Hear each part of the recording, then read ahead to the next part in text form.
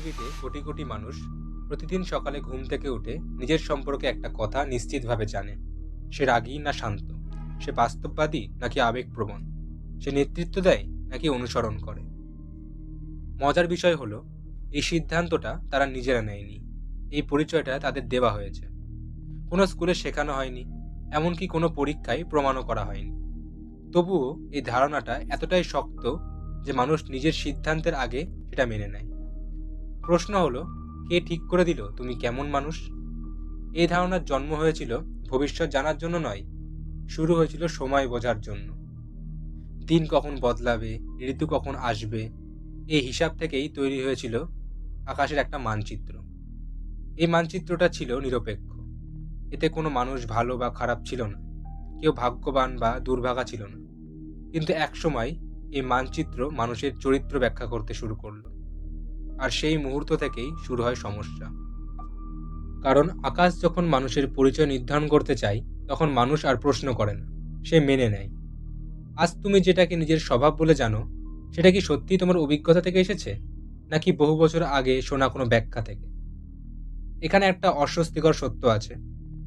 যে মানচিত্রের ওপর ভর করে আজ কোটি কোটি মানুষ নিজেকে ব্যাখ্যা করে, আকাশে সেই মানচিত্র আর ঠিক সেভাবে নেই। পৃথিবী স্থির নয়, তার অক্ষ ধীরে ধীরে সরে যায়। আকাশের অবস্থান বদলায়, কিন্তু মানুষের বিশ্বাস অবিশ্বাস্যভাবে স্থির। এই বিশ্বাস মানুষকে ভবিষ্যৎ দেয় না, এটা মানুষকে একটা ফ্রেম দেয়। আর মানুষ সেই ফ্রেমের ভেতরেই নিজেকে গড়ে তোলে। মনোবিজ্ঞানে এর একটা নাম আছে। মানুষকে যদি বারবার বলা হয় সে কেমন, একদিন সে সেটাই হয়ে ওঠে। এখানে কোনো জাদু নেই, এখানে কাজ করে মন। এখন প্রশ্নটা পরিষ্কার হওয়া দরকার, এই ধারণাটা কি আকাশ তৈরি করেছে, নাকি মানুষ নিজের ভয় আর অনিশ্চয়তা থেকে বানিয়েছে? কারণ ইতিহাস বলছে, মানুষ যখন উত্তর পায় না, তখন সে ব্যাখ্যা বানায়, আর সেই ব্যাখ্যায় একদিন পরিচয় হয়ে দাঁড়ায়। আজ আমরা যে সিস্টেমের ভেতরে নিজেকে চিনি, তার বয়স হাজার বছরেরও বেশি। এটা সময় গণনার জন্য তৈরি হয়েছিল, কিন্তু আজ এটা মানুষ গণে।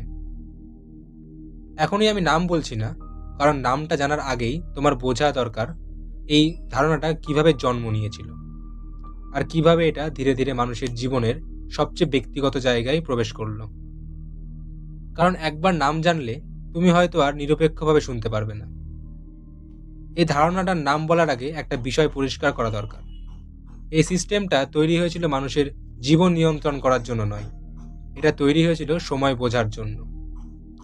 মানুষ যখন বুঝতে পারলো যে সূর্য একই জায়গায় ওঠে না, চাঁদ একই রকম থাকে না, আর ঋতু একটা নির্দিষ্ট ছকে ফিরে আসে, তখন আকাশকে ভাগ করা ছাড়া আর কোনো উপায় ছিল না।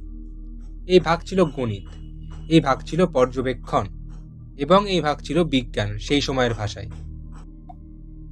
আকাশকে 12টি অংশে ভাগ করা হলো, কারণ বছরে প্রায় 12টি চন্দ্রচক্র। এই বিভাজনের উদ্দেশ্য ছিল দিন গোনা, মাস গোনা, ফসলের সময় ঠিক করা। এখানে কোনো ব্যক্তিত্ব ছিল না, কোনো ভাগ্য ছিল না, কোনো ভালো বা খারাপ মানুষ ছিল না। কিন্তু ইতিহাস দেখায়, মানুষ শুধু হিসাবেই থেমে থাকে না, মানুষ ব্যাখ্যা চায়। আর যেদিন এই আকাশভিত্তিক মানচিত্র মানুষের চরিত্র বোঝাতে শুরু করলো, সেই এই সিস্টেম আর তার আসল কাজ ছাড়িয়ে গেল। এখন প্রথমবার নামটা বলা যায়। এই মানচিত্রটাই আমরা আজ রাশি নামে চিনি। রাশি শুরু হয়েছিল আকাশটাকে বোঝার জন্য, কিন্তু সময়ের সঙ্গে সঙ্গে রাশি মানুষ বোঝানোর ভাষা হয়ে উঠল। এটা কিভাবে হলো? খেয়াল করলে দেখবে, প্রতিটা রাশির বর্ণনা এমনভাবে লেখা যাতে অল্প হলেও সবাই নিজেকে সেখানে খুঁজে পায়। কেউ সাহসী, কেউ আবেগপ্রবণ, কেউ বিশ্লেষণধর্মী।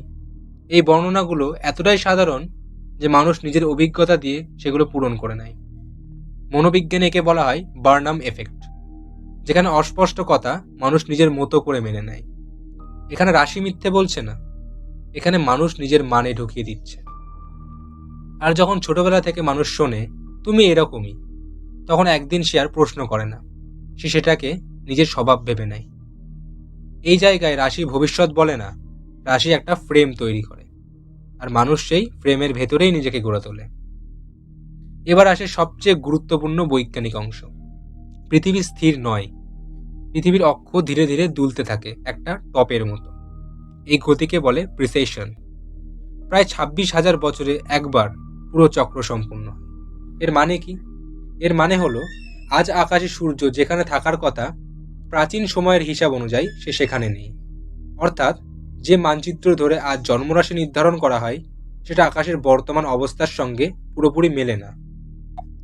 এটা জ্যোতিষের সমস্যা নয়, এটা সময়ের বাস্তবতা। আকাশ বদলেছে, কিন্তু আমাদের সিস্টেম বদলায়নি। তাই রাশি আজ বিজ্ঞানের চেয়ে বেশি হয়ে উঠেছে। এটা মানুষকে ভবিষ্যৎ দেয় না, এটা মানুষকে ভাষা দেয় নিজেকে ব্যাখ্যা করার। এখানে একটা ভুল বোঝাবুঝি পরিষ্কার করা জরুরি। এই ভিডিও রাশিকে অস্বীকার করছে না, আবার দেবত্বও দিচ্ছে না। রাশি হলো ইতিহাস, মানুষের প্রয়োজনের দলিল। যখন মানুষ আকাশ বুঝতে চেয়েছিল তখন রাশি দরকার ছিল।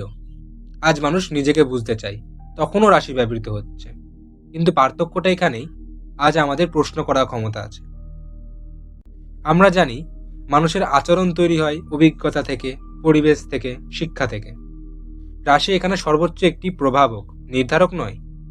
তাই আসল প্রশ্নটা রাশিকে ঘিরে নয়, প্রশ্নটা মানুষকে ঘিরে। আমরা কি একটা প্রাচীন সিস্টেমকে বোঝার চেষ্টা করছি, নাকি সেটাকে প্রশ্ন ছাড়াই মেনে নিচ্ছি? কারণ ইতিহাস একটা জিনিস স্পষ্ট করে দেখিয়েছে যে যে ধারণা প্রশ্ন সহ্য করতে পারে সে ধারণায় টিকে থাকে। রাশি 1000 বছর ধরে টিকে আছে কারণ এটা সময়ের সঙ্গে নিজেকে ব্যাখ্যা করতে পেরেছে। এটা বিশ্বাসের পরীক্ষা নয়, এটা বোঝার সুযোগ। আকাশ আজও আমাদের কিছু বলে না, আকাশ শুধু থাকে। ব্যাখ্যা আমরা নিজেরাই বানাই, পরিচয় আমরাই বেছে নিই, আর সেটাই মানুষের সবচেয়ে বড় শক্তি।